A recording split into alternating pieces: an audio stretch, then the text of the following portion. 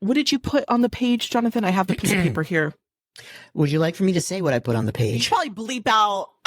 Okay. We'll make sure that I have the proper, read the fucking room, people. Read the room. If you walk into a room, if you walk into a Facebook group and it's not about pitching, don't pitch. Don't do the things that it's not about. You don't want to look like a fool. And you look like a fool. It's Coffee Social, the podcast all about social media and business. And now, here are your hosts, Jonathan Howard and Mimi Langley. Hi, everyone.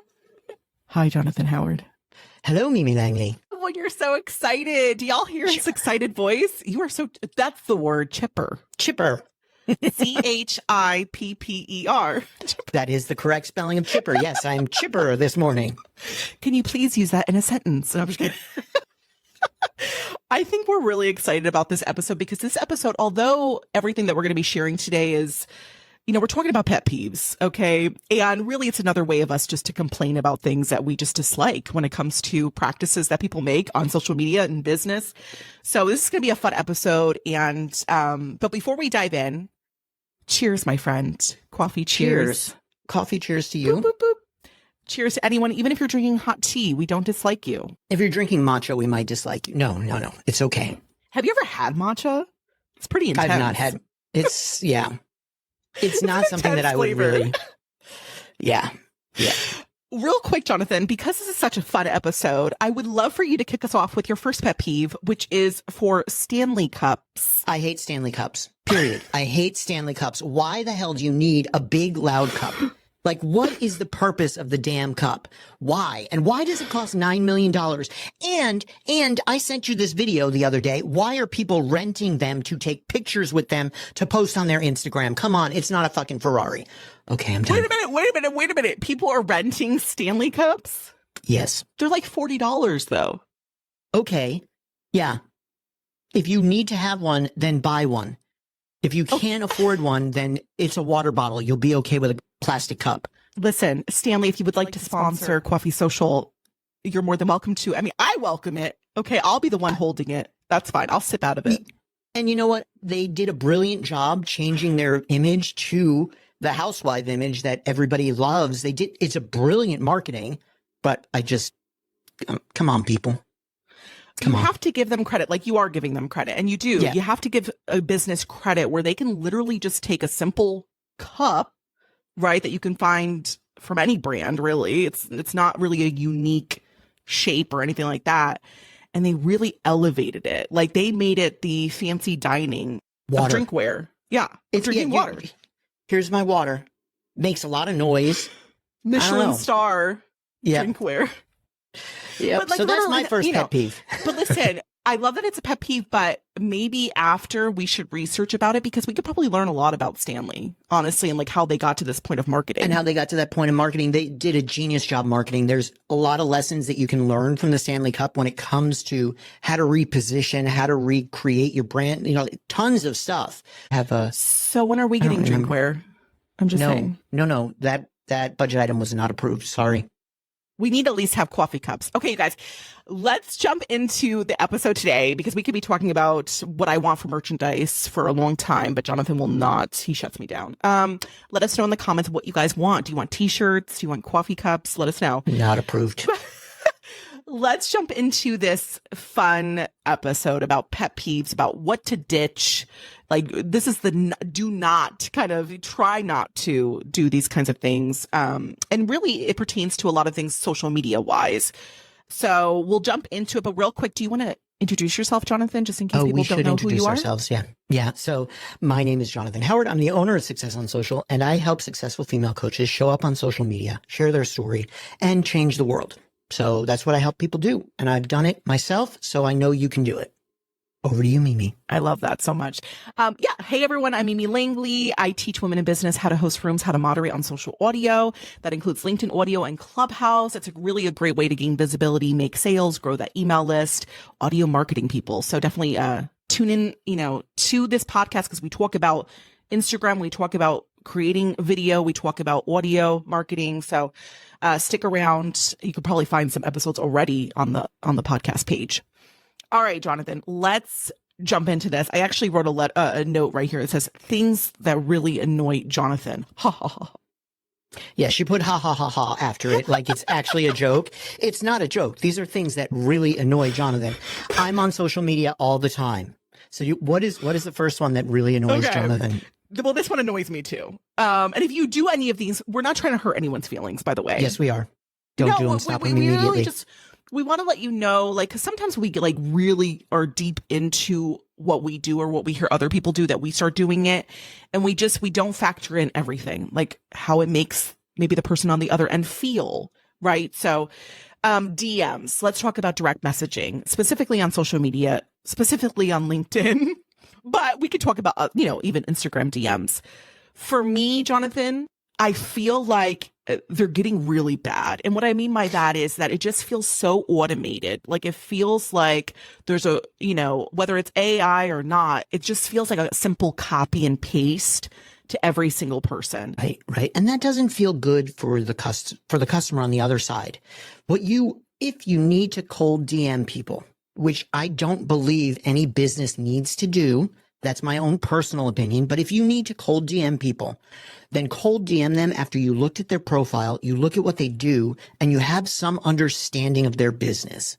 That is honestly the biggest thing I can say is have some understanding of their business. If you're cold DMing to pitch me on social media management, I'm going to tell you, and that's it. But honestly, I'll probably take an effort to type that out into my keyboard so I can tell you that because you didn't even bother looking at what I do. But then the other side of it is it's just rude. People want to feel seen. And when you're making a business feel like you don't see them, they're not going to do business with you. My own personal opinion. I feel you. And, there are people that get passes, right? Because you're just like, they're trying. Like you can get that sense. But, there are, people that push DM marketing. Like they're like, you need to get in the DMs. You need to start building these relationships with people. You're saying you don't necessarily have to do it right off the bat. Like warm yourself up a little bit with them. Yeah. Yeah, get to know them. And if you're doing it on Instagram, there's a great way to do it on Instagram. Just pay attention to their stories, see what they're doing. You can get into their DMs by answering a poll question. You can get into their DMs by answering a question that they're asking.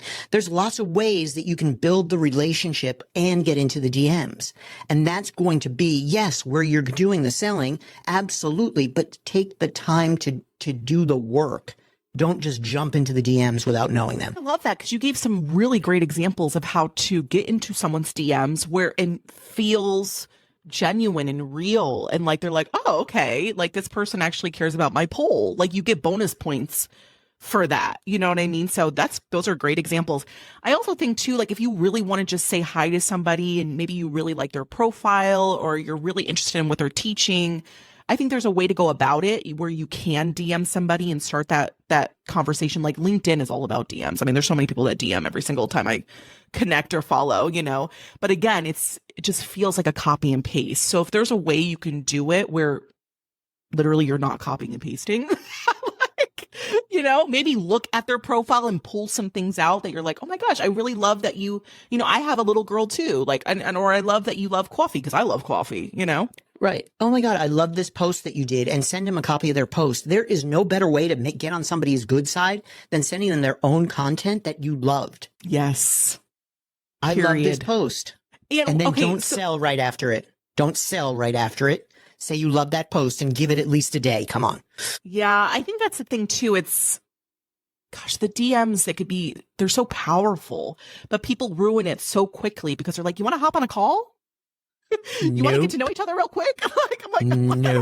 Nope, not interested. Thank you. Goodbye. Could be interested if we even knew who each other were. Like getting on a call like that doesn't sound appealing to me right away. Like, let me get to know you. Like, let's talk through here first before we hop on a coffee chat or whatever. I don't know. Yeah. Yep. I agree. All right. What's the next one? Okay. I know what the next one is. Well, this one was Jonathan. I mean, I have really no opinion on this, but he put, using the word authentic. It is a pet peeve for me because it has no meaning at this point. At this point, authentic has no meaning, and I've refused to use it. I said in the beginning of the year, I'm not using the word authentic anymore. I'm using the word real when I'm describing how I want you to show up on social media. I want you to show up as your real self. But if I say authentic, then all I sound like is one of those vapid salespeople who are trying to sell you nothing at all. We don't even know what the hell they're selling. Nothing but pipe dreams and happiness and unicorns and rainbows. Like, that's what authentic feels to me. Like, it's unicorns, rainbows, and pipe dreams. So I want you to be real on social media. I want you to connect with people based on who you are on social media. I don't want you to be fake. And honestly, that's what authentic sounds like to me, is fake at this point. Do you think, and I understand where you're coming from, because authentic, the word alone has really taken off. It's become trendy. In a lot of ways, it's been a little bit devalued, if you want to put that out there. Like, it just doesn't feel the way it once did when you say the word authentic. And not to everybody. Yeah.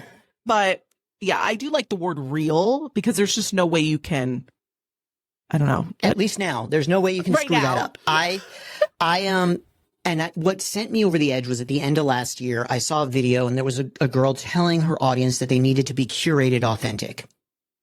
And I'm like, that's not fucking real. What does that Curated mean? Authentic. Curated authentic. She was saying that you need to curate your feed and you need to, I'm like, then it's curated. It's not authentic. Like, those are two different words. You're curating your feed and making it feel like something that you think your audience wants to see.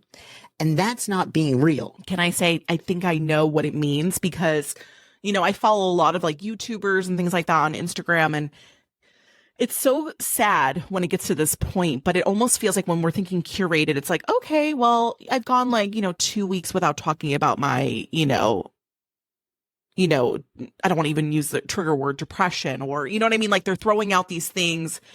And, it's been a while since, we've connected on that level. Like, they need to know I have, you know what I mean? It's like, yeah. Versus. And yeah. Right. And it's also like, nobody wants to see that you have a messy background. Well, but if you have a messy background and there's other people out there that have a messy background, that gives them the permission to show up. I know you don't want to think that anybody wants to see that. And I understand. And have been, in the past very curated. But it's at a point now where it just feels fake. Oh. Well, I will say, though, I mean, if you're doing it from a place of like youth, like for me, I love filters. And that might not feel real to people because I'm using a filter. But for me, I enjoy it. I love filters. I don't mind it if other people use filters. It's not a big deal. Right. So, right. This kind of the word authentic and the way it's presented in content can kind of go in all different angles. But we're just saying, don't just use the word because it's hyped up right now. Like, be real. Right. If you want to be real, be real. Yeah. Exactly. The next one is, again, Jonathan Howard and his pet peeve. I'm going to stick up for us on this one, but he said, he put it on the list, faceless accounts. What does this mean? Accounts.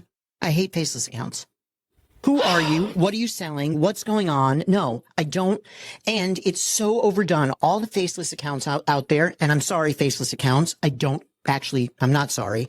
All the faceless accounts out there look the same because they're all coming from the same agency. They're all using the same freaking artwork. They're using the same stock videos. They're using all the same stuff, and they're sending the same messages, some of which are completely fake and not real. I had a call with Instagram and it said this. Yeah, no, you didn't. Somebody said, make that post, and you did blindly make that post because they're all the same.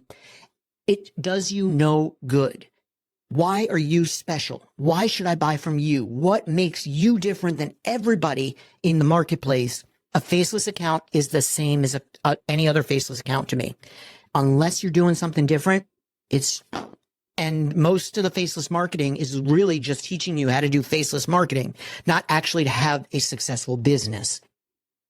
Because they haven't proven that faceless marketing is successful yet. Well, okay, so I completely understand what you're saying. I completely understand it, right? Because it's like, who are you? You know what I mean? And you're right. A lot of them look very similar to each other. And you're like, well, who is where is that signature style? Where is that, like, you know what I mean? Like how, anyways. But I will say for some, they serve a purpose. Like I love quotes, right? And at the end of the day, that's all I'm trying to get is quotes. Like I'm trying to get something that fuels my fire, you know, and I love quotes, and a lot of the quote pages, specifically on Instagram, they are faceless, you know, and I don't really know what their goal is at the end of the day. Like I'm assuming, yes, they want to make money. And there are some that are coming out saying, I make money doing this, you know, but, yeah, I think you're right. I think it is missing. If you're trying to, what's the goal? I think that's the biggest thing. What is the goal? Yeah. What is the goal? And if the goal is to get people into this MLM, that is to sell people faceless marketing as a product, then I don't see where it's feasible, and it's going to end at some point. Now, quotes, I think, are very different. Those motivational profiles are different because they are providing valuable motivation, and you could do one that features you in some different ways, and it makes it different from everything else. You could create your own, you know, motivational quotes with voiceovers and your own stock video footage if you want, and that stands out different from the others. So that's different in my mind. I like that a lot. And, you know, that's what I'm doing. Maybe by the time you're listening to this or watching this podcast episode, I myself will have a motivational quote Instagram. I just gulped into my microphone. Yes. I know you did. I heard it in my ears. Okay. Faceless accounts. Show your face. And if you're not ready to, Jonathan is the perfect person to kind of build your confidence when it comes to being on video. So let's go ahead. We're going to jump into a commercial break real quick because this is what keeps the lights on at Coffee Social. And we'll be right back, you guys. I don't know if you're like me, but I'm a busy mom with big dreams. I feel like I have no time in the day to write my book or start my blog. That's why I signed up for the Girl You've Got This Action Over Perfection community. It includes dedicated co-working sessions to get things done, brainstorming sessions so you don't drive yourself crazy, and social audio trainings to learn more about gaining visibility and making sales. Check the show notes for a link to sign up. Tired of being overlooked on social media? Ready to be seen in the crowded marketplace? Attract your ideal clients and increase your impact. The Signature membership combines all the tools you need to level up your presence, share your powerful stories, and have a bigger impact in the world. See the link to join in the show notes. Are we back from commercial? We are back. We hope you guys enjoyed those commercials. We'll put all the links in the show notes for you. Okay, let's continue on. We're talking about pet peeves. We're talking about like what not to do if you're doing these things. Just kind of think about think about the other end of it. Yes. And a lot of these are really just Jonathan just getting it all out. This is like a therapy session for Jonathan. So okay, the next one we have on our list, and I actually went to Threads. I did a little bit of market research, and I went to Threads for this one. But it was commenting on people's posts with just emojis. And a lot of people do this. I myself am a big, like when I really can't find the words to use, I do drop emojis. And I will tell you real quick before we get into Jonathan bashing this. Again, I went to Threads. And I put up a post, and maybe I didn't angle it correctly, but I said, do you get mad when someone... So it's wrong. Well... So the results are wrong. Got it. No, not necessarily. I said, do you get mad when someone comments with just an emoji? Because I kind of wanted to see the other side of things. And everybody who responded, shout out to... There was 19 comments on my Threads. Okay, shout out to Threads for thriving. But a lot of people are like, they enjoy it. They as the creator of that post, sometimes emojis, they can say a lot. Holly said, an emoji can say a lot. Okay. Another person said, emojis are my love language. People appreciate the sentiment, like that they took the time to even make an engagement on their post. I think a lot of people are looking for that, even if it's just an emoji. They just want to feel that someone's seen the post. So people are for it. Now, tell us why, for you, when you're commenting on people's posts, why it's not necessarily a good thing just to leave emojis. So for me, and what I do, and if you guys follow me or I've commented on any of your posts, you will notice that when I comment, it is a thoughtful comment that talks about something fairly in depth. And not a lot of people do that. But the reason I do that is because when you provide a thoughtful comment, your thought leadership is seen, and you're actually providing them opportunities to talk back to you. And that starts a conversation. And social media is all about building relationships. And to build a relationship, you have to have conversations with people.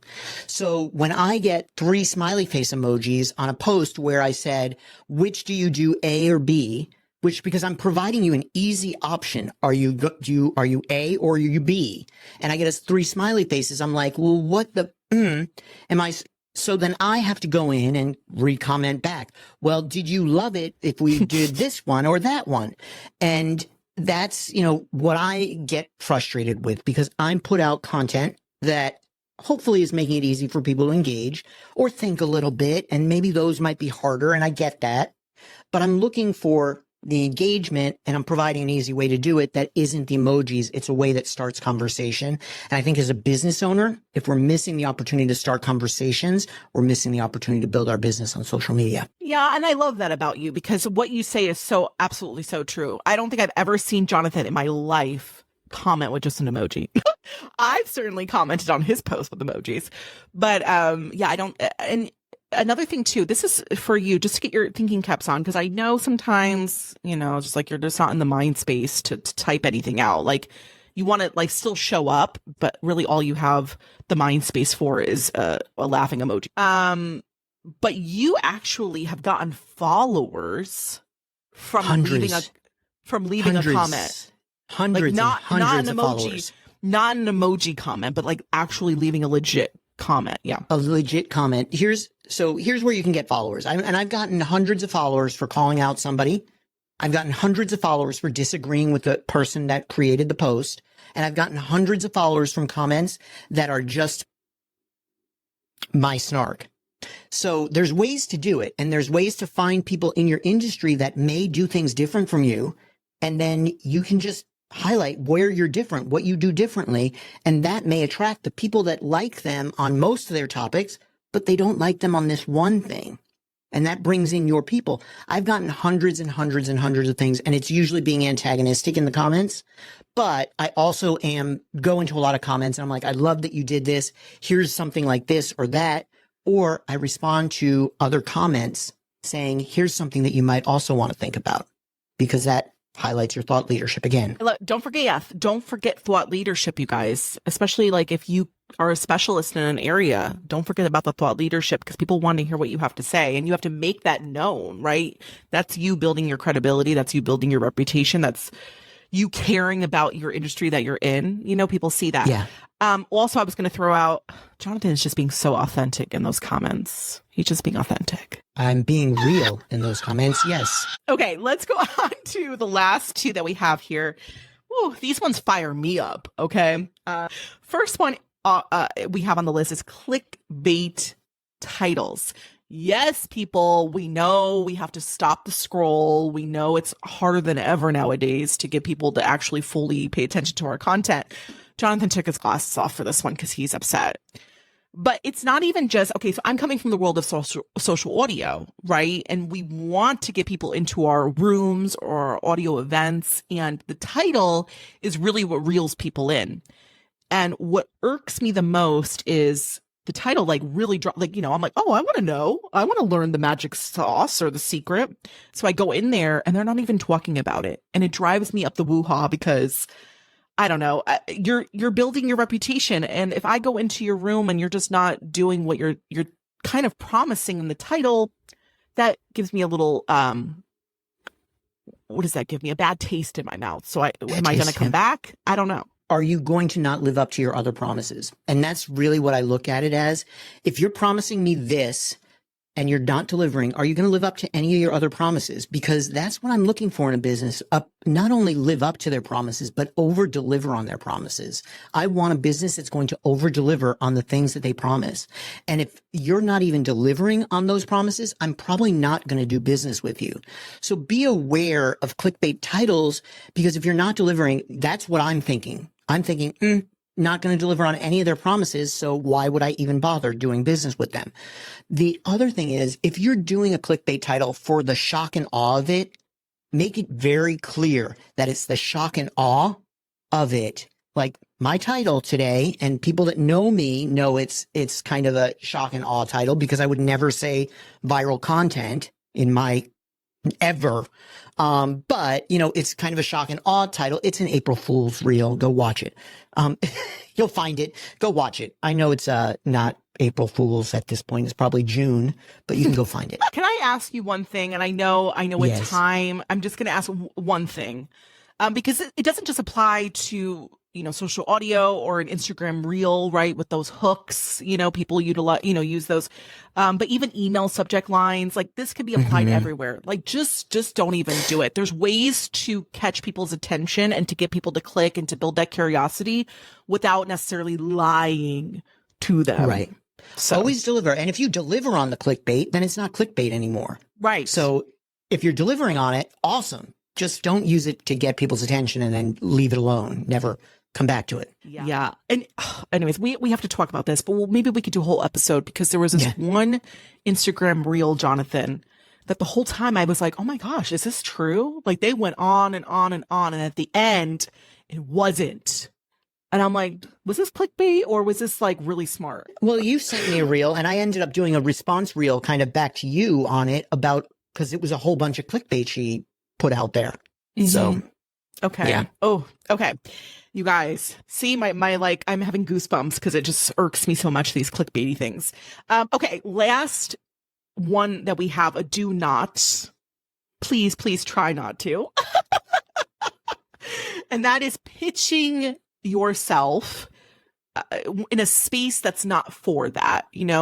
If you understand social audio, if you've been around social audio, Clubhouse, LinkedIn audio, there are so many people who the room is not even about you talking about what you do, but they will come onto a stage and they will introduce themselves and go on and on about what they have to offer. And everyone sitting around is like, what is this person even doing? Like, this is not what we're talking about. Right. So what did you put on the page, Jonathan? I have the piece of paper here. Would you like for me to say what I put on the You page? should probably bleep out. Okay. We'll make sure that I have the proper, read the fucking room, people. Read the room. If you walk into a room, if you walk into a Facebook group and it's not about pitching, don't pitch.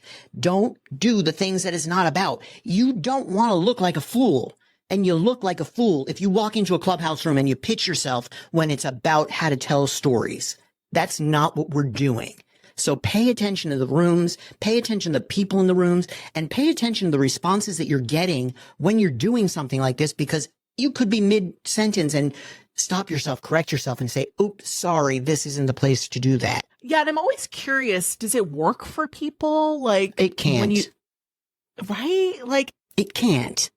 Can it? because like I'm sitting there like I don't think I'll ever follow you because you just did that to that person. Like, yeah. I often just block them. Or they get kicked out of groups. They get kicked out of groups. Right. And you don't want to do that because you never know who you're going to burn a bridge with, right? Like we try to just keep it professional always. And again, there's plenty of places to look. You can even ask, is this a place that I can share, blah, blah, blah, right? Like do yourself due diligence because you don't want to burn any bridges with people and you don't want to come off being That guy.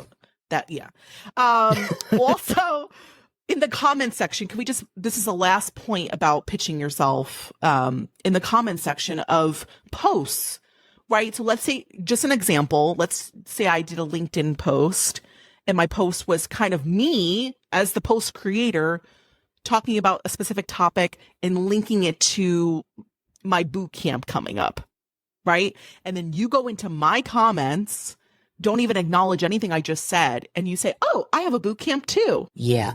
If the owner of the group or the person that posted it is pitching their product, the proper thing to do is not pitch yours.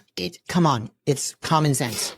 Be polite, because guess what? If you had a complimentary product or service that you offered, you could approach the creator and say, hey, I've got a great idea. Why don't we do these two things together?